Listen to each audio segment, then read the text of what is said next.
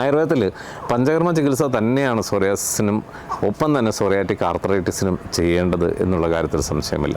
കാര്യം പ്രഭൂത ദോഷത്വമുള്ള അതായത് ദോഷങ്ങൾ കൂടുതലായി നമ്മുടെ ശരീരത്തിൽ ഉണ്ടാകുന്ന അവസ്ഥകളാണ് പലപ്പോഴും സോറിയാസിസിൽ കാണുന്നത്. സോറിയാസിസ് വളരെയേറെ വർദ്ധിച്ച അവസ്ഥയാണെങ്കിൽ തീർച്ചയായും നമുക്ക് ശോധന ചികിത്സ ആവശ്യമാണ്. ആ ശോധന ചികിത്സയ്ക്കാണ് പഞ്ചകർമ്മ ചികിത്സ ആവശ്യമാണ് എന്ന് പറഞ്ഞത്. അങ്ങനെയുള്ള അവസ്ഥകളിൽ തീർച്ചയായിട്ടും നമുക്ക് പഞ്ചകർമ്മ ചികിത്സ ആവശ്യമാണ്. പഞ്ചകർമ്മത്തിൽ പൊതുവേ തന്നെ വമനവും വസ്തിയും വിരേചനവും ഒക്കെ സോറിയാസിൻ്റെ പ്രത്യേക അവസ്ഥകൾ കൃത്യമായി ഉപയോഗിച്ചാൽ സോറിയാസിനെ മാറ്റിയെടുക്കാം. ഇതേപോലെ തന്നെ സോറിയാറ്റിക് ആർത്രൈറ്റിസിൽ ഏറ്റവും പ്രയോജനകരമായ പഞ്ചകർമ്മം എന്ന് പറയുന്നത് വസ്തി തന്നെയാണ്. വസ്തിയുടെ വിവിധങ്ങളായിട്ടുള്ള പ്രയോഗങ്ങൾ തീർച്ചയായിട്ടും സോറിയാസിനെ നമുക്ക് മാറ്റിയെടുക്കാനായി സഹായിക്കും.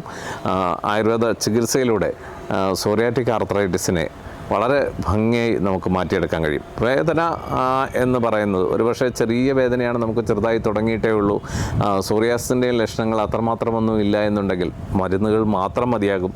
പ്രത്യേകിച്ച് ഗുഗ്ഗുലയുക്തം, രാസനാസപ്തകം, അതുപോലെ മഞ്ചിഷ്ടാദി പോലെയുള്ള കഷായ യോഗങ്ങളും അതുപോലെ മഞ്ചിഷ്ടാദി പോലെയുള്ള തൈലങ്ങൾ, മഞ്ചിഷ്ടാദി മതിയഷ്യാദി പോലെയുള്ള തൈല യോഗങ്ങളും അതുപോലെ തന്നെ വിവിധതരം ഘൃതങ്ങളും തിക്തകം, മഹാതിക്തകം പോലെയുള്ള ഘൃതങ്ങളുമൊക്കെ ഈ രോഗത്തിൻ്റെ വിവിധ അവസ്ഥകളിൽ വളരെ ഫലപ്രദമായി ഉപയോഗിക്കാവുന്നതാണ്.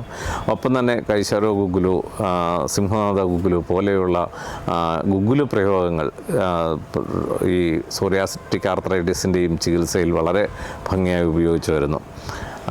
സോറിയാറ്റിക് ആർത്രൈറ്റിസ് ആയാലും സോറിയാസിസ് ആയാലും ആദ്യമേ തന്നെ കണ്ടെത്തുകയും കൃത്യമായി ആയുർവേദ ചികിത്സയെ സ്വീകരിക്കുകയും ചെയ്താൽ, അഥവാ ദോഷപ്രഭൂതത്വം ഉണ്ടെങ്കിൽ പഞ്ചകർമ്മം പോലെയുള്ള ചികിത്സകൾ സ്വീകരിക്കുകയും ചെയ്താൽ നമുക്ക് അവയെ പൂർണ്ണമായി മാറ്റിയെടുക്കാൻ കഴിയും. സോറിയാറ്റിക് ആർത്രൈറ്റിസും സോറിയാസിസും മാറാത്ത രോഗങ്ങളല്ല, ആയുർവേദത്തിലൂടെ നമുക്ക് കൃത്യമായി സമീപിക്കാവുന്ന രോഗങ്ങളാണ് എന്നർത്ഥം.